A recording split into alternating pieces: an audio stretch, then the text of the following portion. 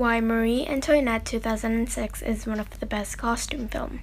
So as a refresher, Marie Antoinette is a historical period piece based on the life of the Queen of France, Marie Antoinette.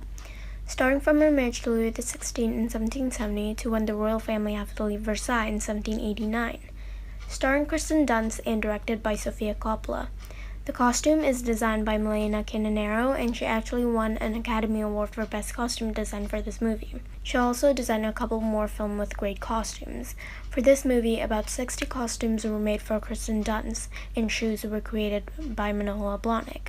Often referred to as the Queen of Fashion, this movie definitely did a great job on dressing Kristen Dunst to be the main character of this movie, Marie Antoinette, and also from the 14-year-old young Marie to a more mature one. At the start of pre-production, Coppola handed Canonero a box of pastel-colored macaroons from the Lattery Pastry House as the color that she wants the palette of the costumes to be. And Canonero also said that she wants to simplify the very heavy look of the 18th century.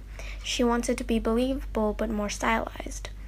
And women actually wears a lot of jewels to indicate their status, but Canonero decided to scale it down. She also wants Kristen to look really youthful, so that's why they make ruffles in the dress and only use lace sometimes, but usually they use organza tulle. And they also don't want to put Kristen in a lot of face makeup because, again, they want to make Kristen to look really youthful. The production designer KK Barrett also says that what they want to do is to freshen the whole palette of the French vision of the world at that time to a more pastel vision.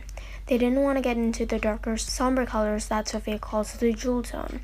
They relegated those to the older king. They decided to make sure to overemphasize the fact that she was 14 when she first got there and to make it seem like a fresh new world rather than old and dowdy. Throughout the movie, Marie actually wears a lot of different garments.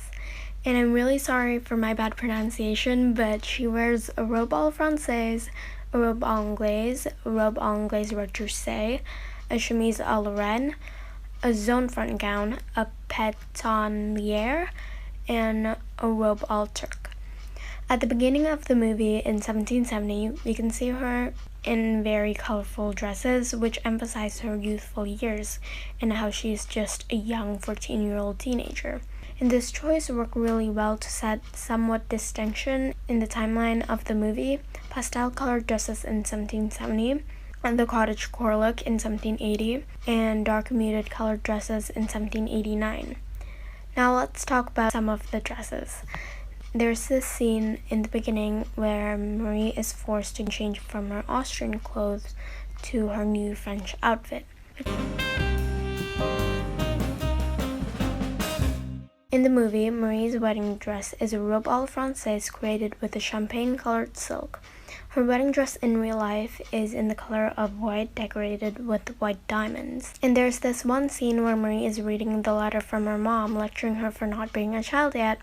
And in this scene, we can see that her dress looks really similar to the wallpaper behind her, which symbolizes her losing her sense of self to Versailles. And we also have this pink dress. It is said to be inspired by the dress that Marie actually wore in real life. And next is this masquerade dress, which is probably the most historical and accurate dress that she wore in the movie, mostly because of the fabric that was used. There are 3 dresses in the 1770 part of the movie, which is my favorite.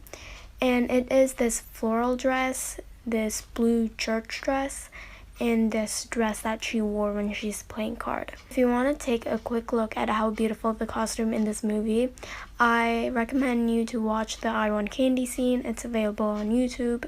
Or I found this video for Modern Girls where they show all the dresses in that movie. Speaking of the I Want Candy scene, in that scene there is one particular shoe that I really want. Those Converse. Sophia said that her brother Roman Coppola included those in that scene for fun, and she decided to keep it in. But anyway, let's move to the 1780s. The 1780s is kind of her cottagecore look. We can see her wearing a chemise à la reine, a robe à la turque, and a zone front gown. When she finally bears a child, a huge weight has been lifted from her shoulder, and her style became more simple, with her wearing a gaulle or chemise à la reine, and with her wearing her hair loose. In real life, the gall was popularized by Marie Antoinette, and aristocrats in general were moving towards more simpler clothing due to Rousseau's writing.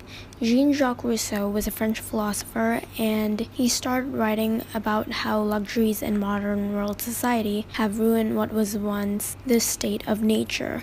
And because of his influence, this idea of his started a trend among aristocrats to dress a bit more simpler and more modestly. The gall was very unrestricting and also really simple and loose. Maria also wears a zone front gown, which was popular at the 1780s. A zone front gown is basically a gown that cuts away, and she also wears a robe al turc. In the final part of the movie, which is when the royal family have to leave Versailles in 1789, Marie came back wearing her restricting dress, but you can also see that the color is not colorful and bright and pastel, but rather muted and dusty and faded. The transition of the color of the costume really reflect the story as well, and to show how much pressure she is in, and how she is no longer a young, happy teenager, but rather a mature and an adult queen who is under a lot of pressure. Of course, the costume in this movie isn't so historically accurate, but I think this movie did a really great job on doing the costume from the young and naive Marie to a more mature Marie. And that's it for today's video. I hope you guys enjoy. If you do enjoy this video, make sure to like and comment down below on what video you want to see next, and subscribe for more videos, and I'll see you next time. Have a good day, everyone.